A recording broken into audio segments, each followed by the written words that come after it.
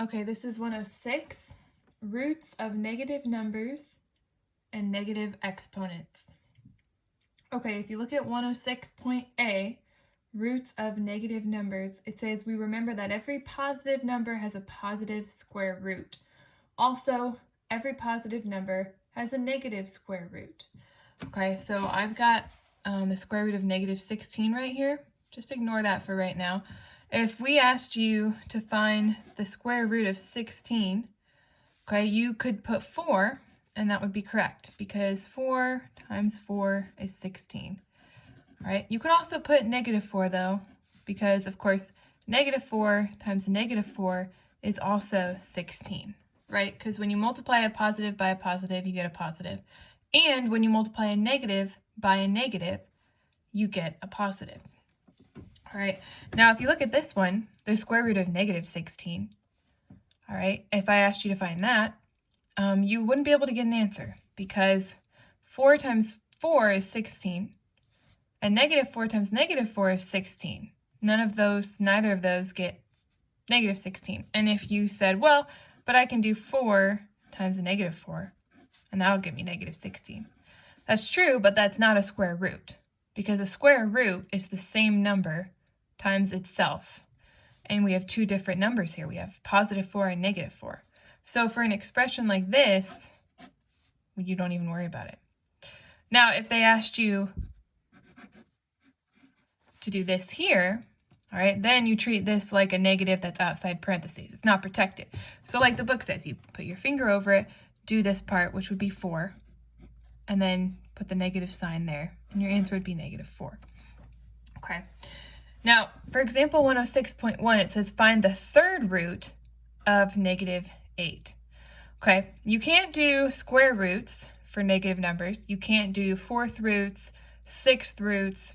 All right, you can't do any of the even ones, because any number times itself 2 times, 4 times, 6 times, you're just going to keep getting positive answers, even if the numbers are negative. But if it's an odd number, then it'll work. If you have a number and you're multiplying it 3 or 5, you can do that.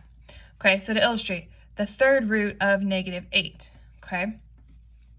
Now you can do negative 2 times itself 3 times, right? Negative 2 times negative 2, that's going to be positive 4. Positive 4 times negative 2, that's going to be negative 8. So that would be the answer to this. So your answer is actually negative 2. The third root of negative 8 would be negative 2. For 106.2, find the fifth root of negative 32. All right, this is also going to be negative 2. If you do negative 2 times itself 5 times, all right, negative 2 times negative 2, that's 4. 4 times negative 2, that's negative 8, right? A positive times a negative is a negative. Okay, negative 8 times negative 2, that's going to be positive 16. Positive 16 times negative 2, that's going to be negative 32. So your answer for this one is also negative 2. Okay, so it's similar to what you've been doing. They're just doing negative numbers now. Okay. All right, the next part is a little bit different, negative exponents. Go ahead and look in your book. It says, it is convenient to have an alternative notation for the reciprocal form of a power. And so mathematicians invented one. They decided to let 1 over 4 squared equal 4 to the negative second power, and to let 1 over 4 to the negative second power equal 4 squared.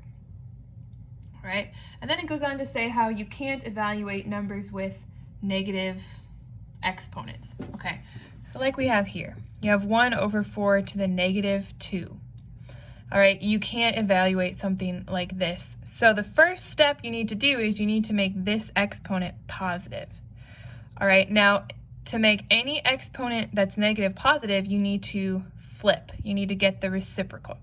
So the first thing you're going to do here is flip this expression 1 over 4 to the negative 2. You're going to flip it and do 4, and then when you flip it, it makes it positive. So you have 4 squared over 1, or just 4 squared. And then it's easy. 4 squared is 16. Okay, so you're just flipping. 106.4, evaluate 1 over negative 2 to the negative 4th power. Again, you're going to flip this and do the reciprocal. Keep everything else the same, so I'm still going to leave my negative 2 in parentheses. But when I flip it, now it becomes a positive 4. All right, so to work this out, you're going to do negative 2 times negative 2 times negative 2 times negative 2. Negative 2 times itself 4 times. Okay, so negative 2 times negative 2, that's 4. 4 times negative 2, that's negative 8. Negative 8 times negative 2, that's positive 16. Okay, so your answer is going to be 16. Okay, and then for 106.5, same thing. First thing you do, you see you have a negative exponent. Nope, can't work with that. We need to flip this. Keep everything else the same. All right, I flipped it, and technically it's over 1, but that's just the same thing as just writing it without over 1, because when you divide by 1, it's just whatever you had originally. So I'm just going to write it like this, okay? So it's the same thing, I just made that exponent positive. All right, so I'm going to bring this negative down because it's not protected. So in my head, I'm doing it on paper, but in your head, you can be doing negative 3 squared, negative 3 times negative 3, which would be positive 9. But we have our negative from earlier, so your answer will be negative 9. All right? Okay, go ahead and do the practice problems. Go ahead and pause the video, do the practice problems, and then unpause, and I'll give you the answers.